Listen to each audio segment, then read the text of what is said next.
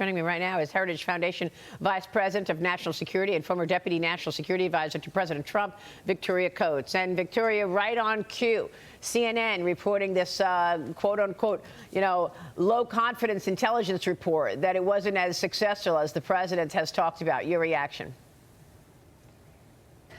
Well, good morning, Maria. I think I'll take my information from actually the chairman of the Joint Chiefs of Staff. I think the Israeli report the president mentioned will be very interesting, and that's what we should look to. And I think it's really critical, the point that regardless of how successful this strike was, and I think it was extremely successful. I know some of the planning that went into it. I know what kind of ordnance they dropped on those sites. It's very difficult to see how they could have survived. But even if it weren't that successful, Iran has been completely exposed here by President Trump's action.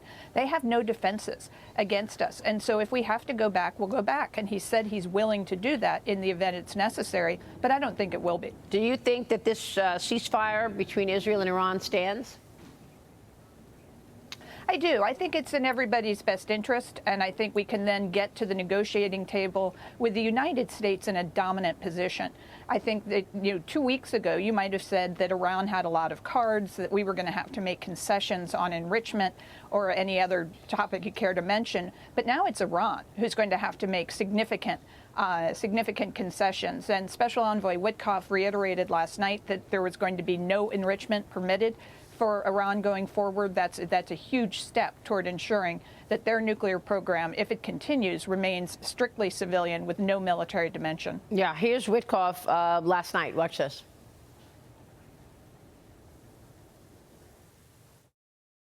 Well, it goes without saying that leaking that type of information, whatever the information, whatever side it comes out on, is outrageous. It's treasonous. So it ought to be investigated, and whoever did it, whoever's responsible for it, should be held accountable. There's no doubt that it breached the canopy.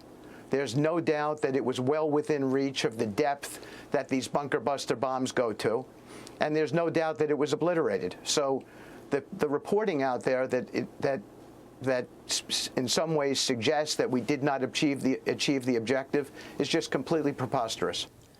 Victoria, now President Trump reportedly told Israeli Prime Minister Benjamin Netanyahu not to expect more American strikes inside of Iran right now and to stop sending his own missiles into the country because the president wants to see this ceasefire stand.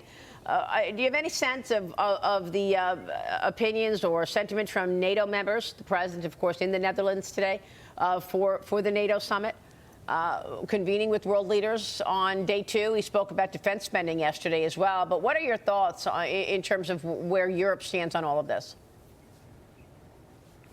Well, it's another historic day for the Trump presidency in The Hague. So I guess it must be Wednesday, Maria. I think the president is in just such a strong position going into this summit. And I think you see all these European leaders really impressed with what he achieved. And the Secretary General said, he commended the president both for the strike, for what he did to the Iranian nuclear program, but then also for getting to the ceasefire. And what the president's doing now is completely consistent with what he's done since January 20th, which is open the path to diplomacy. He doesn't want a war. He wants to get to a peaceful resolution to this. But now he's even stronger in that position. And I can't commend him enough for what is happening today in terms of this commitment of our NATO allies to a 5% of GDP on defense. This is not your father's NATO. This is an incredible strengthening shot in the arm for the alliance of what's going to happen going forward. And I think it gives me so much hope for the transatlantic alliance. Yeah, and one point that the Americans made and President Trump has made over the years is that, look, the world is changing, the world has become more dangerous, and you cannot count on America to be your defense. You have to spend your money on defending your country. And that's why the president is saying you need to spend 5% of your GDP, because we're also watching China. And we're, watching China on the march, trying to undermine the U.S. Consistently. So I guess longer-term foreign policy, Victoria, in your view, can the president, keep an eye on Iran, but now also try to pivot to the next major adversary, which, of course, is Communist China?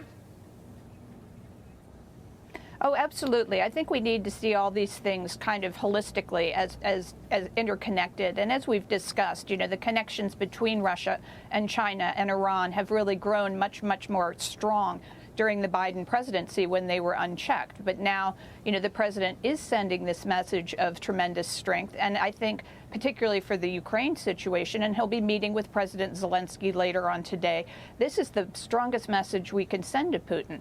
And I remember last year during the election, Maria, I got delegation after delegation of NATO members who would come to us with tears in their eyes saying, how can we keep Donald Trump in NATO? Is he going to shatter the alliance? Is he going to abandon Ukraine?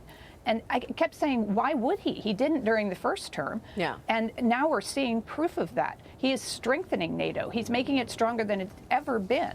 He is consulting with Ukraine. He is impressing Putin with his strength and hopefully deterring Putin from any further aggression in Europe. Yeah. So this is just a huge success, this trip. And by the way, the president planning to meet with Ukrainian head Zelensky today. Victoria, great to get your insights. Thank you. Victoria Coates on all of that. Thank you, We're just Maria.